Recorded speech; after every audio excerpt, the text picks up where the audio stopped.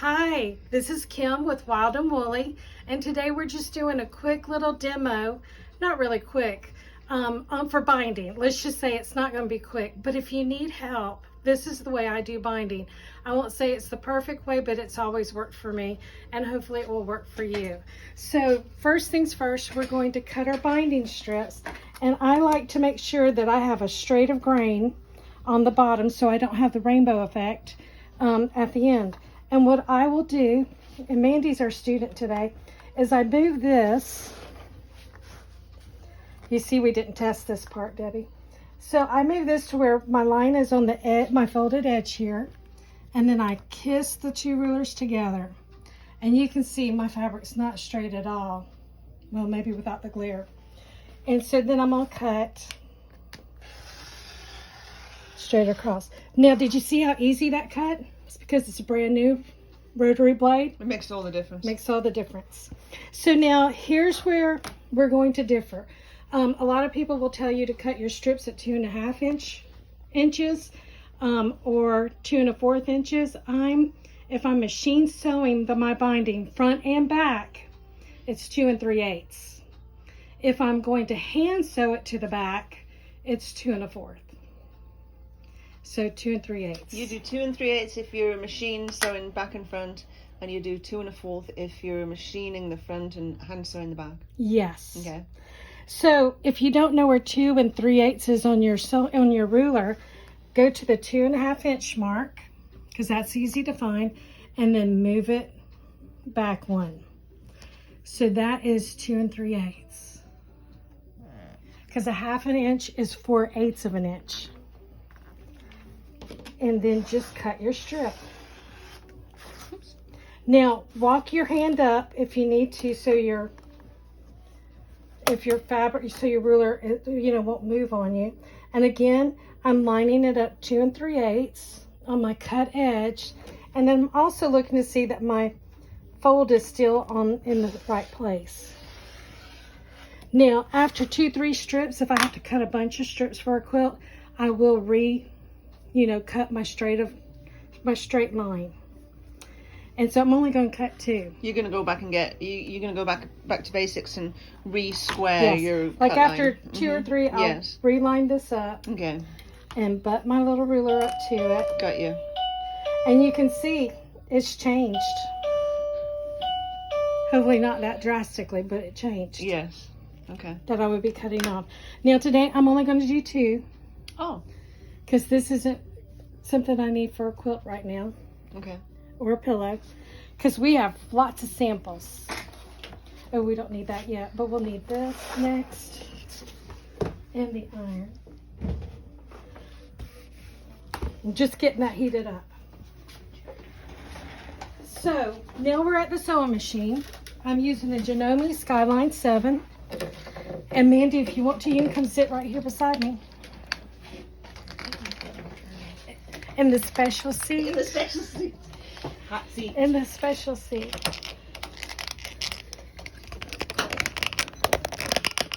So I do have seam guide tape on my machine. Okay. And it's just helping me to know where my needle would be, and 1/4 inch if I needed it. But you don't have to have it. But I do this way because I feel like it's easier. I have a straight stitch. My needle's in the middle, and I'm going to change my stitch to 1.8 because it's a tighter stitch, and I want this to hold together. And I don't have to back stitch. So, you could mark this, do a diagonal. Okay, let's just do this. Lay your fabric out. My fabric's going this way, and now I'm going to lay my other strip this way. I want to make sure I don't have any salvages in this, because that's just a hard place to go. Now you have 2 options of doing this. You can use the seam guide tape, or you can put some pins in your fabric and scratch up the table like I just did. Use your ruler, line it up on your bias 45-degree angle, And I'm going to come down to where it's going from the point there. Let's put it on white.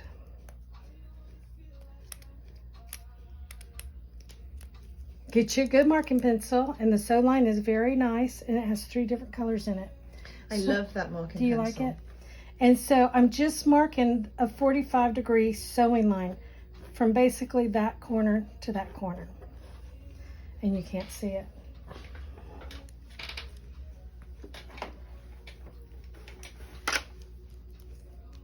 Let's see if this one will work. It's a little bit thicker. I like the sew line because it's so fine.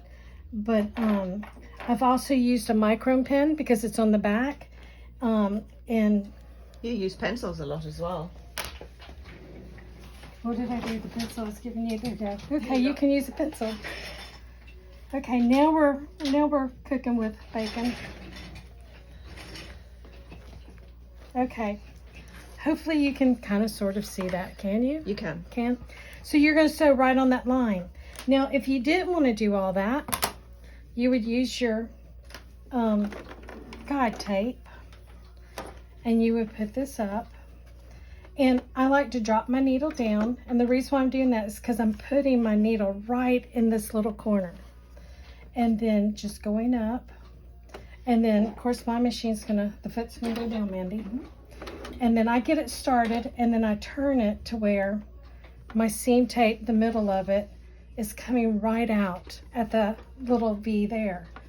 And that's all I have to do. Now, I am not watching the needle. I am watching how my fabric's being fed into the machine, because the needle knows what it's doing, but the fabric and I don't know what we're doing, so we have to pay attention. I take my pins out, and then when I trim this, oops, I'm going to go up, over, 1/4 of an inch, but usually I'm a very generous 1/4 of an inch, and then cut it off so it's nice and square. So to straighten this up, it's going to be straight. It's going to be straight. Okay, and then we will take it to the ironing board. We're going to press our seams open because we want this to lay flat. Lay flat and spread the wealth of the seam. The other thing is, a long time ago they taught you to sew straight, and they figured out that, hey, if you do this, that seam allowance is spread between everything and not just in one place and creating a bump on your thing. It's stronger. A lot stronger. So, okay, now here's where Debbie and probably Mandy will laugh. I'm a starch person and a glue person. You see, it's all here on the table. If this was my ironing board, then it's not. I would just have this mess of my spaghetti mess of binding. Well, I can do it here. And I would just spray. I toss it like you're tossing a salad, and it needs some oil on it. And so it's there. All you're going to do is fold wrong sides together. Press the raw edges to match, and you're just going to feed along here. Now, you want to keep this straight, because even though this was cut straight of grain, if I did this business here, my binding would remember that. If you curve it, it's going to remember. If you accidentally curve it, spray it again, iron it out flat, and then go back to ironing. And again, I'm just matching the edges of my seam. I'm still wearing my fancy bracelets. And you just go to the end. Now, for most quilts, like if you're doing a baby quilt or say a lap-size quilt, it'll be about 7 strips that you've sewn together. And again, you're going to do the same thing that I did, where you're here at the where you connect your strips together, and then just keep ironing and doing them. The other thing I do, if it's a really long binding, I use a pool noodle, cut it in half, and you insert the end, if you get the right piece. Insert the end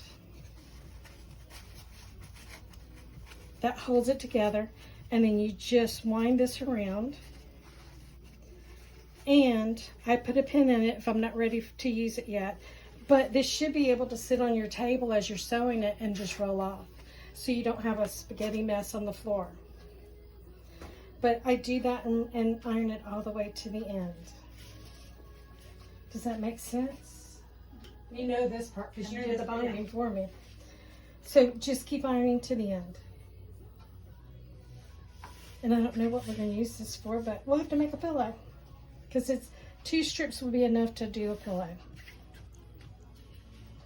It's very festive. Very festive. So if you're watching us, make sure you like and share this video with all your friends and family. And then that's the end.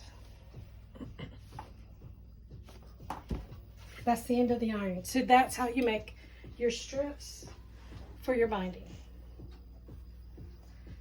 That's sample number 1. So once you have your strips, then you need a quilt to bind. And my friend Mandy provided the binding. And the quilt. And the quilt. She did everything. So we're going to clean off the space here. Now, for right now, I'm machine sewing this, right? Front and back? Yes. Okay, we're moving everything over. So, there's my binding. So, I'm going to put my 1/4" foot on my sewing machine. You see I have a bunch of feet out. No, I have that one out. So, the 1/4" is the O foot for the Janome. And I like it because there's a little seam guide. Ooh, but I should show this. On most 1/4" feet, hopefully, Mandy, can you see it? There's a notch right here in the middle. That would be exactly where the needle's coming down on this foot. Then there's a mark behind it. That's exactly 1/4 inch behind your needle. So if you needed to line something up, you could. There's 1/4 inch in front of your needle. So if I'm sewing to the edge of my quilt to do a binding, I want to stop 1/4 inch from the end, so I can use this to line it up on my quilt without having to mark it. But I'm going to show you both ways because we have 4 corners to do. And so now on this quilt, we are going to be sewing the binding to the back of this beautiful quilt. Oops. Of this beautiful quilt. Isn't it pretty? It is pretty. Is there a top or a bottom? So it doesn't matter. So if you're putting the binding on your quilt, you want to start at the very top of your quilt, because if you're going to do a bad join and you're hanging this on the wall, it's above eye level, so nobody knows that you did a bad join. Or if it's on a bed quilt, it's going to be covered with pillows. So always start at the top. But I'm going to show you how to join your quilt where you're not even know where you started or stopped. So don't even worry about that. Now we're doing this one. We're going to show you how to hand bind your hand binding and also machine binding. We're machine binding this one. And so when I do that, I sew the binding to the back and then flip it to the front and top stitch, because I think I do a better job at that. I think it's a better look. And so what we're going to do is spread out our quilt, start our binding. How exciting. And then I take some off, and what I'm looking for is where my seam was in the binding. And the reason why I'm doing that, sew everything over. The reason why I'm doing that is I do not like to end up, oops, I don't like to end up with the seam allowance, oops, the seam allowance within my mitered corner. So I kind of stretch that out about 6 inches on that first one, so I know where it's going. I need to put this foot on before I lose it. I'm going to go into my patchwork mode. And so 6 inches beyond that. And then I just kind of eyeball this to onto the quilt. And again, I'm going to leave probably about 6-7 inches extra, just not even sewn. Now, here's where you need to play a little bit. And you need to start this on the back of the side of the quilt because it's so pretty. Y'all didn't even catch me on that, Mandy. I was just about to ask you that. You're testing me. Okay, so let's start that part again.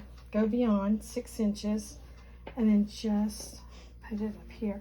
I'm not pinning anything. It's just gonna lay there on it.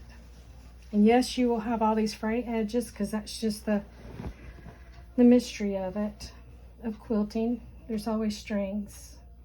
So when I start this, I'm using a 1/4 inch foot that has a guide. And so when I put my foot down, I'm just going to make sure it's butt right against it, right to the edge of it. Now, it's at a 1/4 inch seam, but I like to make a very generous seam. So I will move my needle over to like 7.8. 7.7, and I'll show you why. Now I do this every time I do a binding. It doesn't matter since I know my machine and everything. You would think, why do I do it every time? I'm just going to sew like about 1 inch, and then I'm going to cut my thread. And the reason why I'm doing it is just to fold this over and see where it's going to land on the front and how big my binding is on the back. Now remember, I really would like my binding to be bigger on the front because I'm going to top stitch. And so when I top stitch, it's going to be right in here. So you can see it's just going to be right past that. How's that sound? So I like where it is. And so I will just start sewing right back over where I was. And I didn't back stitch because there's 2 lines of stitching now. So I'm not pulling the fabric, but I'm just kind of giving it a nice little tug to lay flat for me. And it's just going to keep going. And I'm not, I want my foot to stay down for me. I'm not, what am I not trying to say?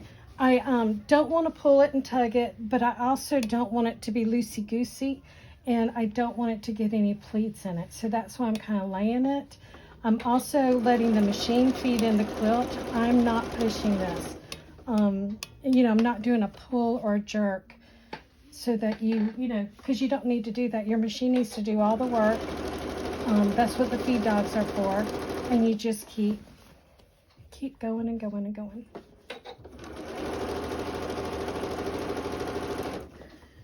Until you get to the corner.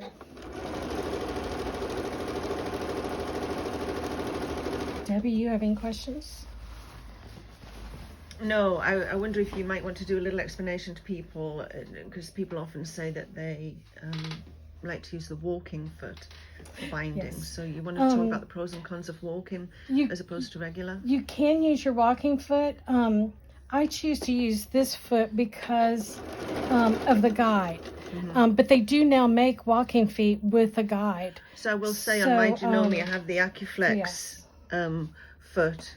The Acuflex foot that has the guide on it, which I would use. Yes. I would engage. So both. I just have a plain foot. But like I said, I just use this and it works for me. Yes. But if your walking foot works for you, by all means use it. And I'm looking for that 6-inch ruler. So if you don't have markings on your feet, you're going to take your ruler, you're going to line it up 1/4 of an inch from this edge, and we're going to stick a pin right in here. Oops. Right in there. And that's telling me I'm 1/4 of an inch away from the edge. Thank you. Mm-hmm. And you're going to stop right there. And when I get there, of course, I'm going to have to pick up my foot just to let the needle go over it. And I will tell you, this is a lot easier when you're level with your machine. And again, I'm just going to right where the pin is. And you may need to stand up to see that. You see it? Yeah. Okay, so But then also you can see if you show people the mark from the edge also. Yes, see right there's the mark from the edge. On your foot. On my foot, right here. Mm-hmm. So, either or. I'm going to do a couple of back stitches. Oh, it's working.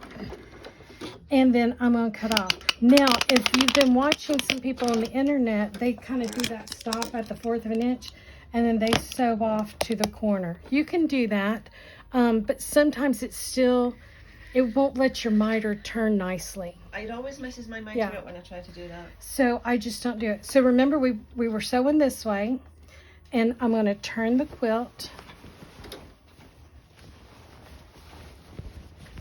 to be more this way now. So, because we know I need to sew this way now. So to make the miter, remember we stopped at a 1/4 of an inch.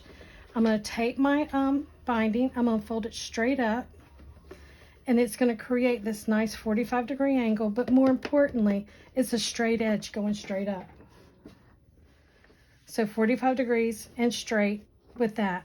Then I'm going to fold my binding back down towards me, and it's going to be folded on top of itself. And see, look, it's a perfect square. And so when you start this, now a long time ago when I first learned to quilt, they would tell you start at a 1/4 of an inch from this edge. Don't do it, because it'll fall all apart. You're going to start off the edge. You don't need the back stitch, and give your machine a little kick, and it's just going to keep going.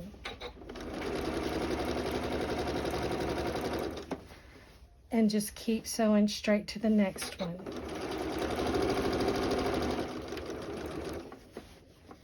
We slowed my machine down earlier.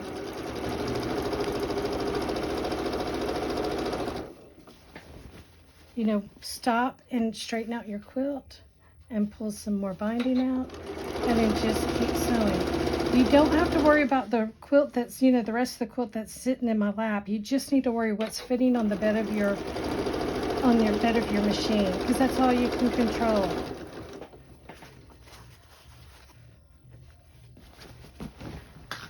And it's nice if you do have a table that you can be on, your dining room table, kitchen table, so that the weight of the quilt can go sideways and behind your machine, but it's not dragging.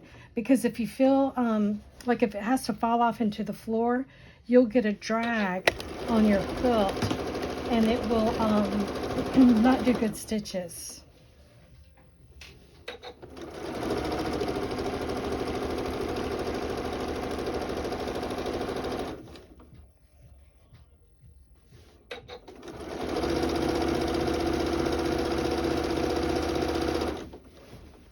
And you're going to keep sewing around. Now I'm going to do this whole quilt so we can speed up part of this. I would hope so. It's going to be a long video. It'll be a long video.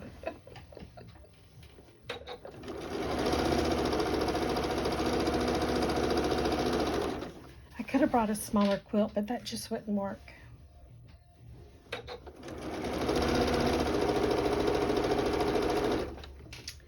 Well, then you get your quilt bound. She's probably like, about time. That's all I have to do.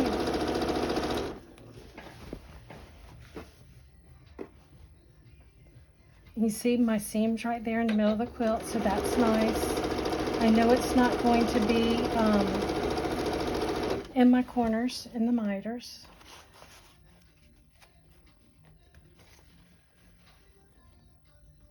And I do love the pool noodle. If you don't have one, get you one. Be a great Christmas gift for all your quilting friends.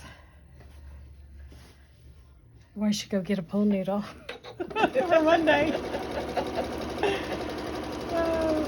So we're having a little Christmas party Monday. But we swapped names this year.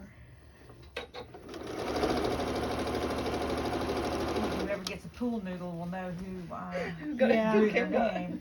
No, we all know who has who. It wasn't secret.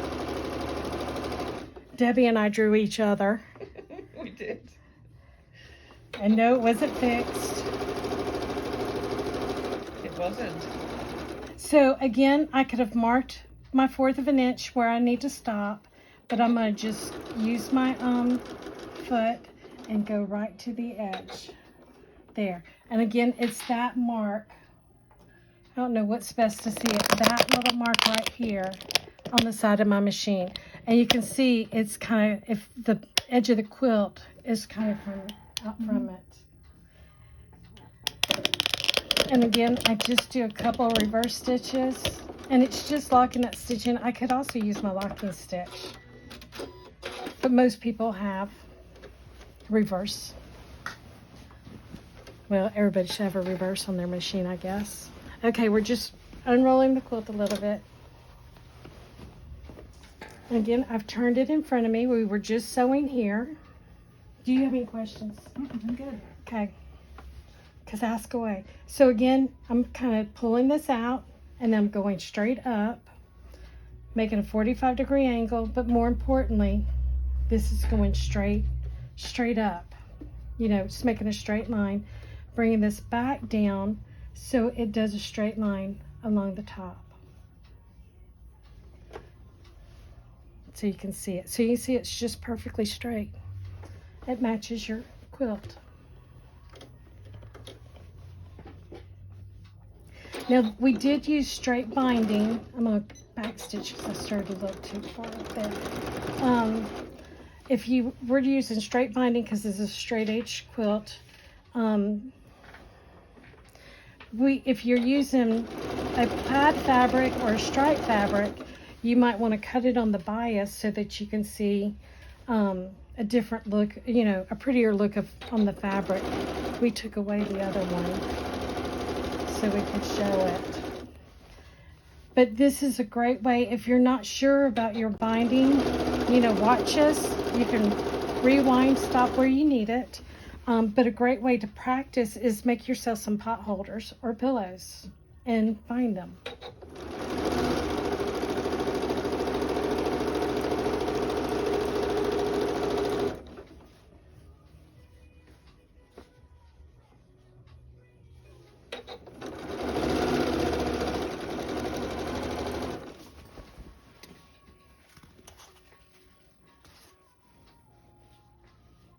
Keep going.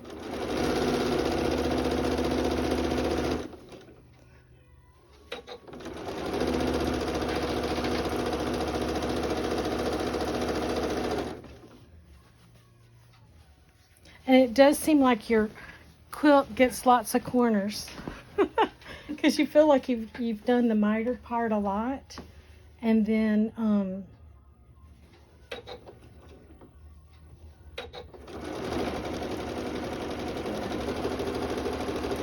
and you only have to do it 4 times.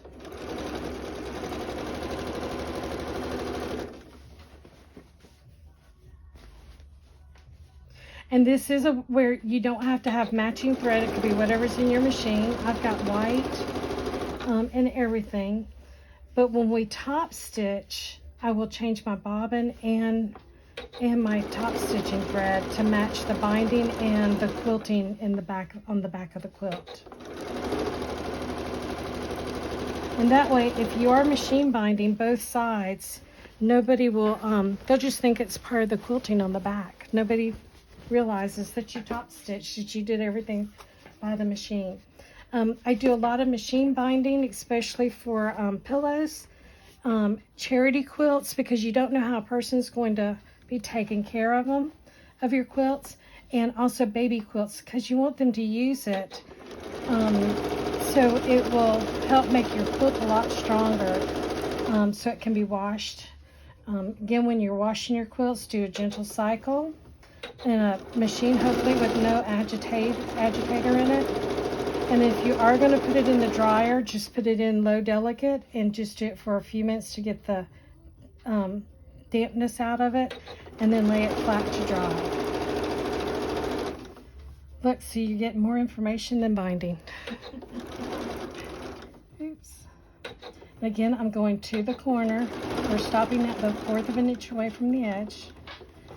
And I do slow down for that part. part of my problem is the slowing down. Slowing down. You could always, put your machine on turtle speed, to where it will not go any faster than it was supposed to. Oops. We're going to turn it just a little bit. This one's a little bit bigger. The batting's kind of come out.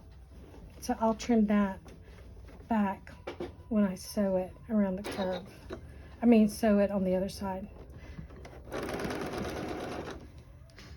There. Now we're back to normal.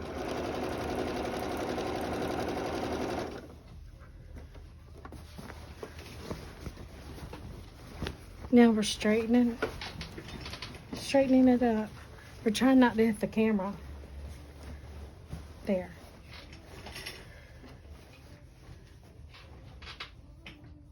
So if you're doing this at home, put your music on, put a book on, turn your television on, or just have some peace and quiet.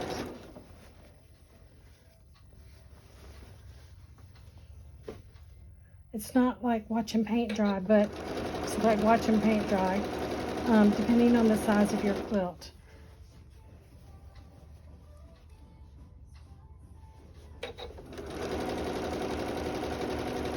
The other reason why I like using starch in my binding is it makes it nice and just flat, because of the basically your iron is kind of steaming it.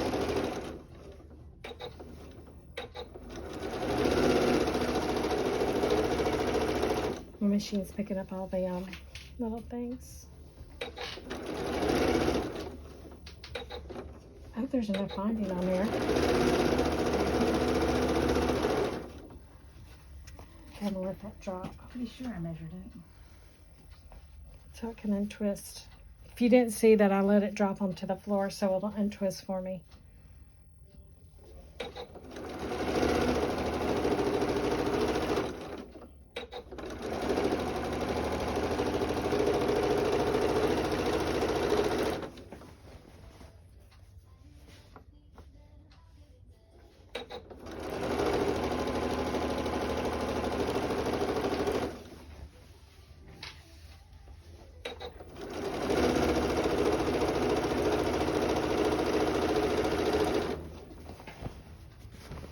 We're on the home stretch, I promise. Now I will say this, just because I see a seam coming up from the binding, us joining the binding together. If it's too close to, when I get to an edge, or if I think it's going to be inside the miter, I have stopped and I have recut my binding, resewed it together, just so that I know that the seam will be further back in the quilt, that it won't be near that corner. It just makes it easier when you're doing the miters in the corners to have a nice flat piece of fabric. You can put it in there. It just makes it hard to turn, and it just doesn't lay flat. And you've already done so much work that, you want your quilt to look nice all over. And if you're going to be in a quilt show, put your quilt in a quilt show, they used to say the judges would look at your binding before they looked at your quilt. You should do it. Being in a quilt show is fun. It's stopping on something. I'm sorry, there it goes. I got a bunch of strings that I got hung up. Okay, so start again. There.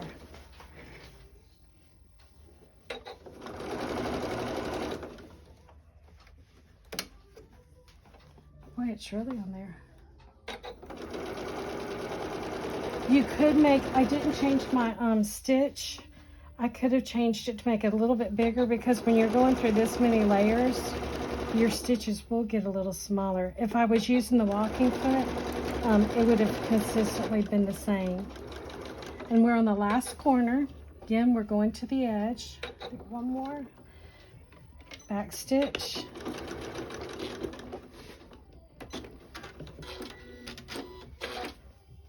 So last time to watch this, I turned the quilt. This is pretty binding fabric. You did good, Mandy. Thank you. Bring it out straight. Go straight up. Make the 45-degree angle.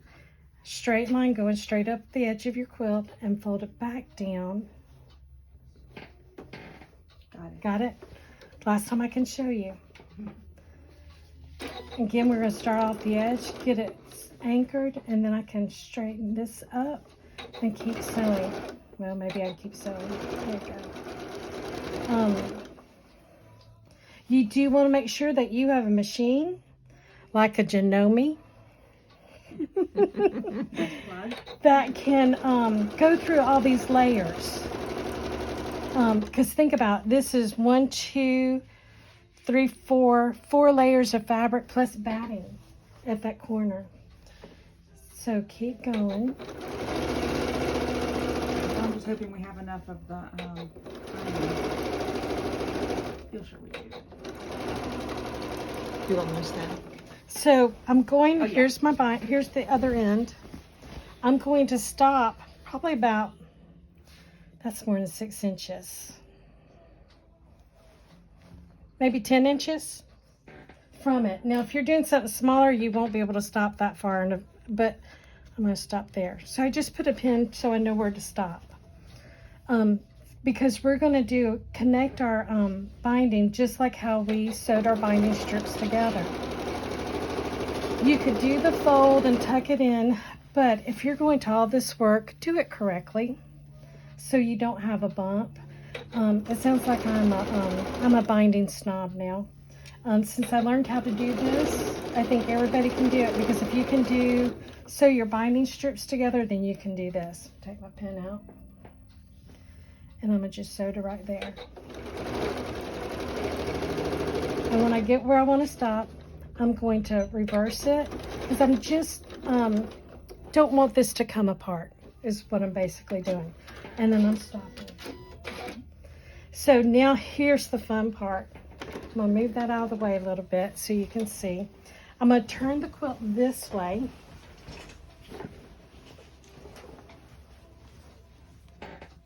And so here's how much we have left to do. I'm going to find the middle of this area by folding where I've ended and folding my quilt in half. And I'm just going to stick a pin right in here. And that's just kind of the midpoint between these two. I'm not measuring, it's just, eyeballing. I'm going to kind of straighten this up, kind of give it a gentle tug so it's lined up here, and I'm going to fold it back on itself. And I'm going to stick a pin in here. There. And then I've got my other side. Look, we have plenty left. And then this is going to come. Okay, most people would tell you they've got to kiss each other. You don't want them kissing, trust me, because you're just going to have an ugly pleat in your binding. You want to do it about 1/8 of an inch away. Now, if there's any pleats left in this, I gotta tug it a little bit. If there's any pleats in this, it will be on the inside of the binding, not on the outside. You're just going to have to trust me on that, but I'll prove it in a second. There'll be a little tiny pleat. So once I have this, again, a little bit, 1/8 of an inch.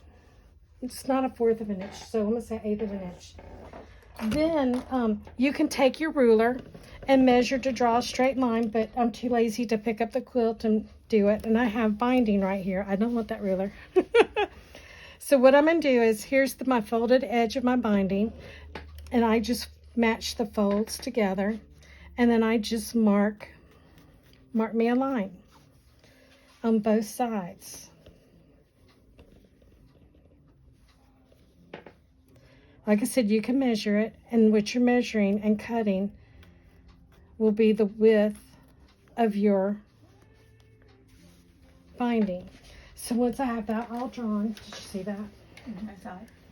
Take the pins out because you don't need them anymore. And I'm going to trim this. Again, you could trim it at the cutting mat and cut it straight. And what I'm cutting is, Remember, this is my drawn line. I'm cutting it off because it was on the outside of my mark. Does that make sense? Mm-hmm. Okay, and then just cut with your scissors. You're just going to cut straight. Now these little pieces, don't throw them away. They're your new enders and leaders when you start chain piecing. So you have stuff. What she's saying is because she drew the line on the outside, she didn't cut to the side of that line. She cut that line off so that this is still the correct size. Yes, thank you.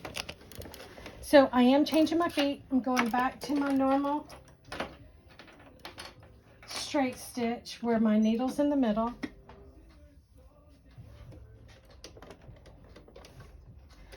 And this is where I'm going to match. Okay, so remember we have the quilt this way. Well, now we're going to flip it again.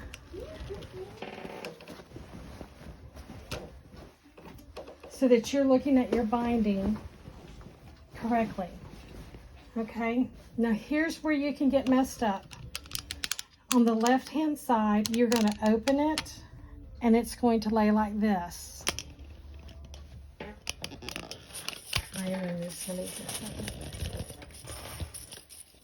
So it's going to lay flat. This piece, you're going to open it up, and this back corner here goes to this top corner.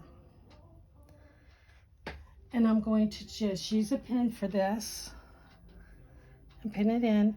And then I'm also going to just put a pin here. See, I'm just lining it up. I'm not stretching anything.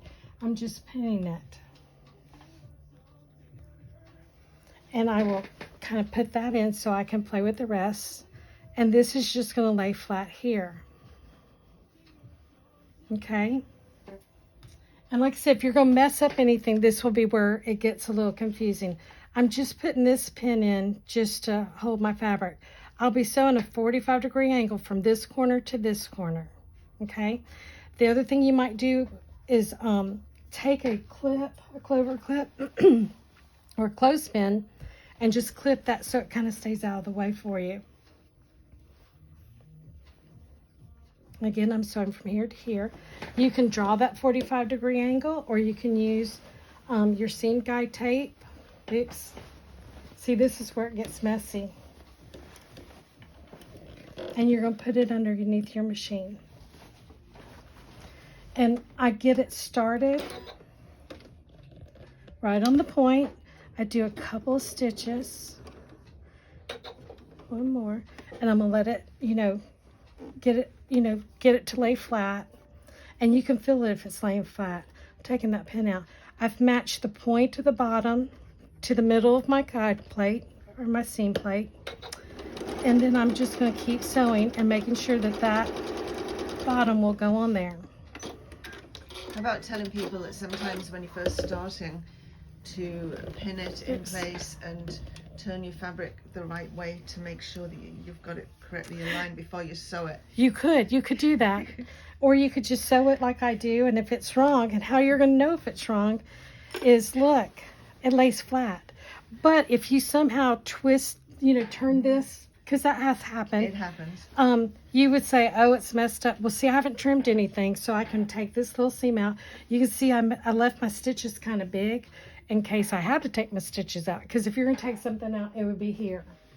But once you have it and it's perfect, and look, it's going to fit, then you're going to trim that seam allowance off. And again, it's a generous 1/4 of an inch. And I'm going to just finger press it open, because all of them are open, and you want this to be the same. Now, if you we're close to your iron and your iron's on, you could take this back over and just press it real quick and it'll lay flat, but we're fine. We're fine. I'm going to kind of do a little tug so it lays flat, because if it's I want it to ease over the whole thing. So I will just put a clip or a pin in. I'm going to switch back to the 1/4 inch foot. Yes, I do this much switching at home with feet, because that's why we have them.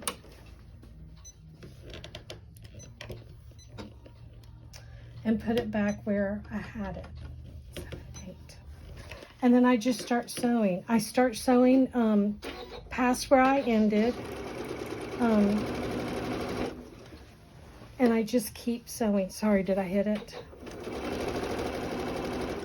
Take my pin out, and you see I'm kind of gently tugging because I want it to lay nice and flat and go all the way to the end. And see, there's, oh, it didn't do it. Oh, it did a little bit. And I just go to the end. You could do a locking stitch, but you don't have to, but you can. Cut your thread, and you have binding on your quilt. Okay, and see, there's one little small pleat right there. It's just a little baby one. But on the front side, it's not there. So if it has to be somewhere, that's where you want it to be. Okay, now, you've got it all done. You would take this to the ironing board, and you would just press everything up. You would go all the way around the edge. And it's nice to do on the ironing board because you have more room. And you just like put the point of the iron in that little corner to kind of press that out. You're just pressing it straight out. If there's any strings hanging out, please, please, please, please, please trim them because it's easier to do it right then and there. So you're going to do that all the way around. Now, if you're at the ironing board, there's a couple of ways to do, there's two ways to kind of base this down, whether you're machine sewing or hand sewing.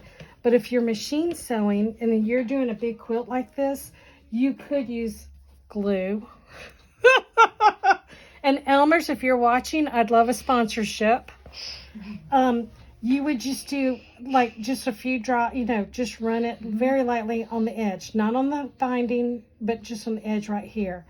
You want to do this at the ironing board because you'll flip this over and you'll press it dry and then it stays down and won't move. Okay. So you can do that, or you can use your clover clips. And yes, I have plenty of clover clips because, I'm one of those people. So clover clips, are these cute little clips here. And you're going to start them. Now, doing the straight is very easy because, you're just pulling it over and then putting your clover clip to hold it. I like to start a little bit away from the corner so that I can make sure that the fabric's going to lay nice and straight over it. So, and if you look at the back, see it's pretty miter on the back. Whatever is on top here, you see that, Mandy? Whatever's on top here will be on the bottom here. It will be the first fold down. And I will put a clip close as I can. And then when I come back this way, I'm going to use one of my nice long pins. And I'm going to put this right in the corner right there, the edge of my quilt, and fold my binding over it. And it makes the perfect, back that up a little bit so you can see it, makes the perfect. So can we see it on this side, how it lays that direction, and then you flip it over and it lays the other direction on that side? So see, this side is on the top and that side's on the bottom. Is my hand in the way? Over here, this side's on the bottom and now this side's on the top. And you kind of want to do that because, again, it gives balance to your quilt and it keeps that fold kind of just meeting each other. And then you just keep, folding this under and putting more clips. If I'm machine binding this, I would clip the entire quilt. That's what I'm trying to say. If I'm hand binding it, I'll only do about 6-7 clips, and I just keep moving them down. Hand binding is really easy. We have 2 samples of how to finish this beside you, and I'll finish this. I'll finish this, but we are going to top stitch this with a matching thread. Now, let's do hand real quick. We'll do the hand real quick. So this one, the fabric, the binding was sewn to the front, and you see I just have a few clips in it, and then it's going to be hand sewn to the back. Now, if I had made, this is a 2 1/4 inch seam, 2 1/4 inch wide fabric strips. But if I had done it 2 3/8, I could have just stitched in the ditch and machine sewn it down. But because it's not, this is going to be a show quilt, so I wanted it to be by hand. So I'm going to just fold this. And I still get my Can you show people again that mitre, how one goes Yes. one way and one goes the other way? So see how this one's on top. So it's going to go down first this go around. And again, I'm just inserting that to where this is like helping that edge to fold. And you see now it's just folding down where it needs to go. Now, if you're hand sewing this, you're going to do basically, it's a blind hem stitch, applique stitch. You only need 1 strand of thread. It doesn't have to be doubled over. And you're going to use, can I make a plug for Tulip now? These are Big Eye applique needles, size 10. They are great for hand sewing, whether you're doing applique, binding, English paper piecing, you name it. Friends, buy one. I'm going to use black thread, but you want to use the thread to match your binding fabric. I'm using the black so that you can kind of see maybe what I'm doing.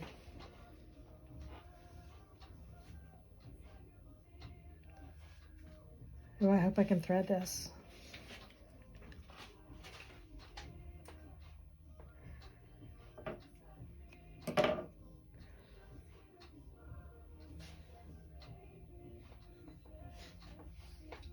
Don't laugh. There. Do a quilter's knot, which is a cute little tiny knot. Lay your thread on the on your index finger. Put your needle on top. Make a cross. Wind it around 3 times, maybe 4 times. Hold it all into your between your index and thumb, and then pull it straight up. Look, a cute little knot. Perfect. It sounds like I'm really fussy about this, don't I? No? Nope. Okay, so when you're coming up to do hand, okay, can you see me? I'm going to just come up in the back in the seam allowance, and I'm going to come into the fold. And if you've appliqued, you know you come into the fold all the time. Now, here's the thing. I know I've already started this wrong. My friends tell me this is the correct way to bind with the binding up at the top. But if I was at home in the lazy boy, I think I'd do it backwards. I think it's this way. So there is no right or wrong. Quilt police will not show up to your house. Whatever fits comfortable in your hand. That's what I tell everybody. If it feels comfortable to you, then you're doing it the right way. If it doesn't feel comfortable to you, then it's switch it around. I'm just going about 1/4 of an inch away and bringing my needle up. I'm not going all the way through to the front. I'm just going into the batting. And then I can tug my thread and see how I can see where it's coming out.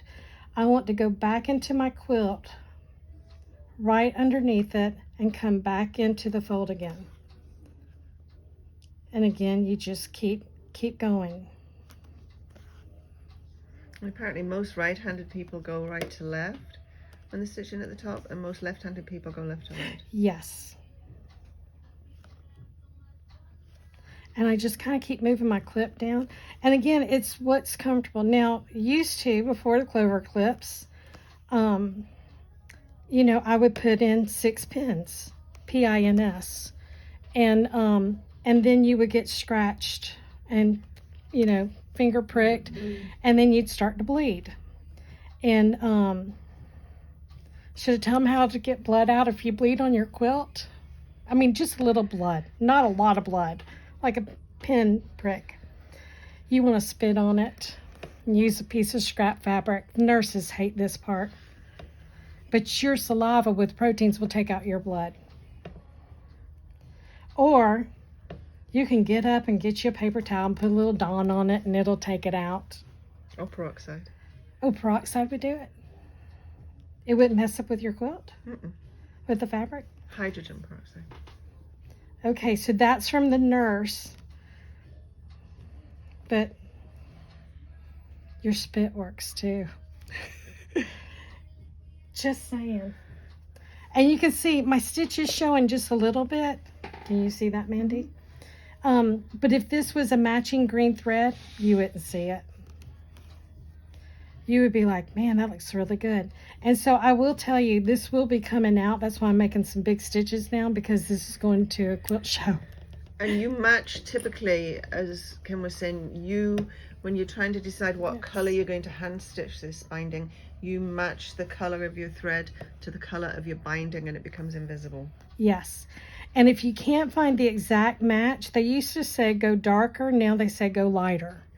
Go a shade lighter. So now I'm going up through, I'm right at the mitered corner, and I kind of went through all 2 pieces of fabric right here in this corner. And I'm kind of going to do like a locking stitch, where I'm just going to take a bigger stitch, oops, if I can, and get it to come up. And you're going to hope your thread doesn't break. But it did break.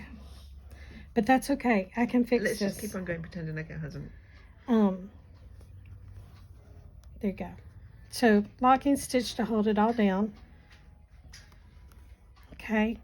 Now these are open on both sides. You want to close them. Don't get lazy on me. Close them. You're going to do an applique stitch going up. You're only going to do 2 to 3 stitches going up. The reason why you want to close this is the hardest, the most damaged, how can I say this? A quilt with the most damage, an older quilt, gets damaged more with the bindings than anywhere else on a quilt. Even though this is now a doubled layer, it just, because you're handling it more from the edge than you are anywhere else.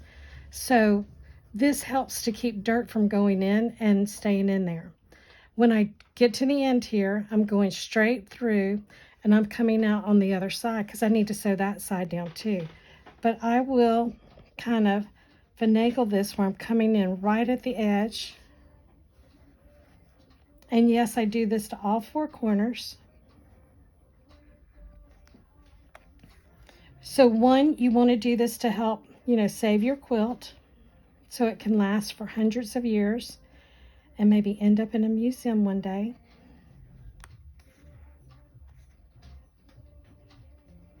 And I go right to the end. So now to go back, I'm going to feed it right back through and come back on the other side. And I'm going to try and come back in a fold. So see, even with the black thread, you really don't see it. You see some indentions, but it'll be fine. Again, if you're on the quilt show circuit, that's the other place they check to see, did you close up your miters on your binding.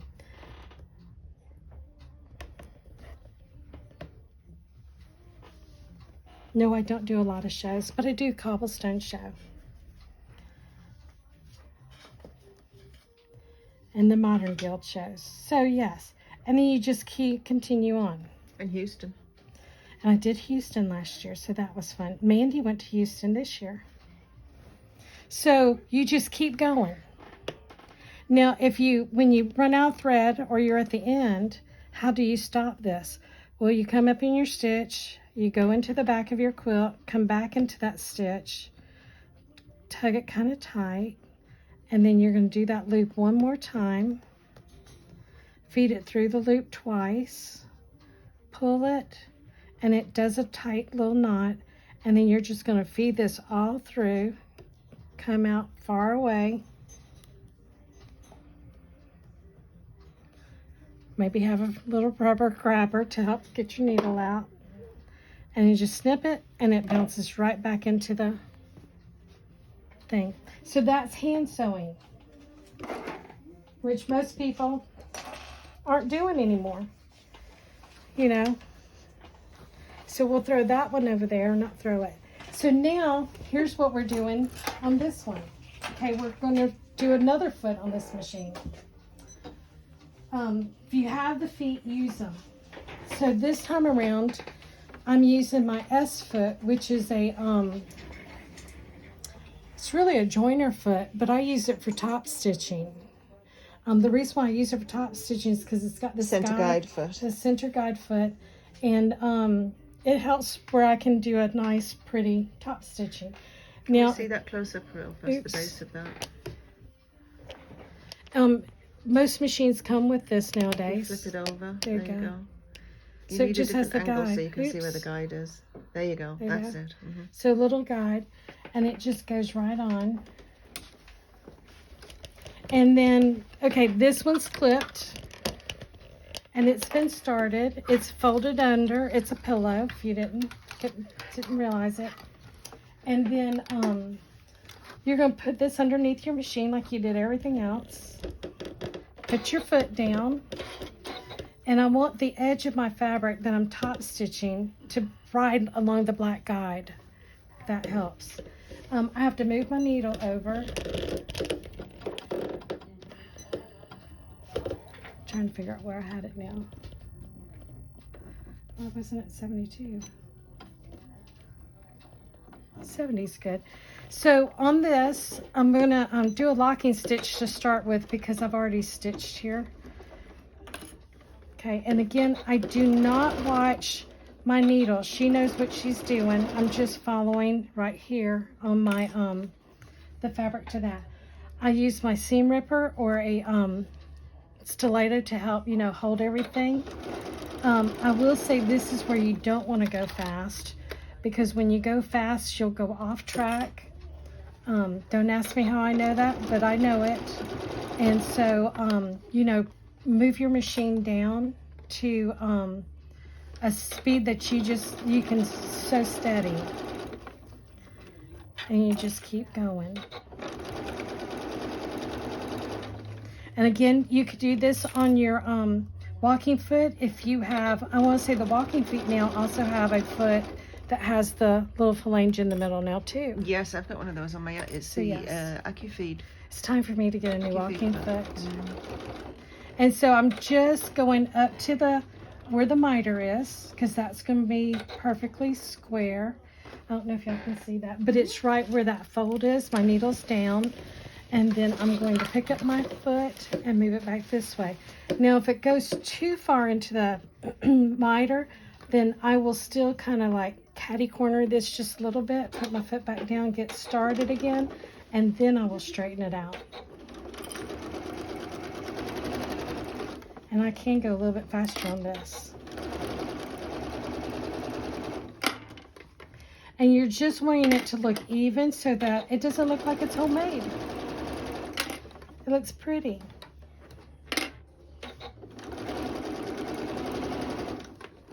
And if you see that you've gotten off, stop, take it out that section, and restart again. And this is the same thing whether I'm doing it on a big quilt, small, you know, pot holder, pillow, or a big quilt. Move that one down so it has more space. Again, get to the mitered again. There.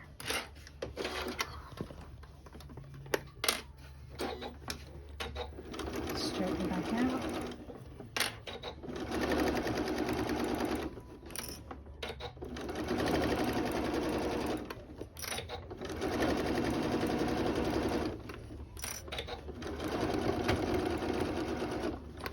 Made that sound because it had to go over a zipper there. So this is our new pillow kit, one of our new pillow kits. But you could, before putting it in a pillow, it could be a little wall hanging. You know, just to put in your sewing room to celebrate for Christmas.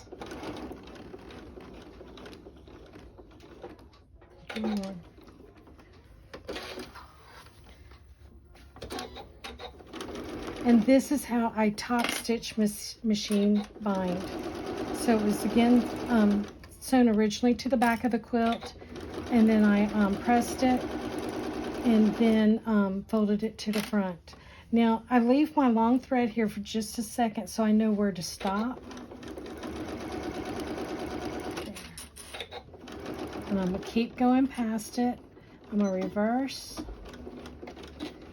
And I locking stitch because I'm, you know, I guess I'm paranoid that's going to fall apart. And cut. And that's machine stitch binding. You just trim your threads. Now on this, I would also, you know, take a needle and thread and close up my miters if it's a quilt. Pillows, I probably don't because, you know, I just don't have time for that. This is what it looks like on the back. You can see there's my straight stitch. And so if this was quilted on the back, you would just think that it's part of your quilting. You know, I would match it to the thread.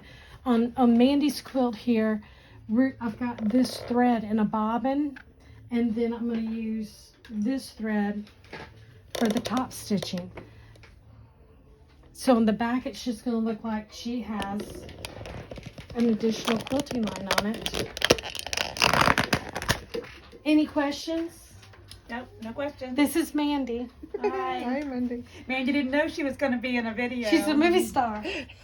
So yes, if you have any questions, put them in the comments and let us know and we'll answer them for you.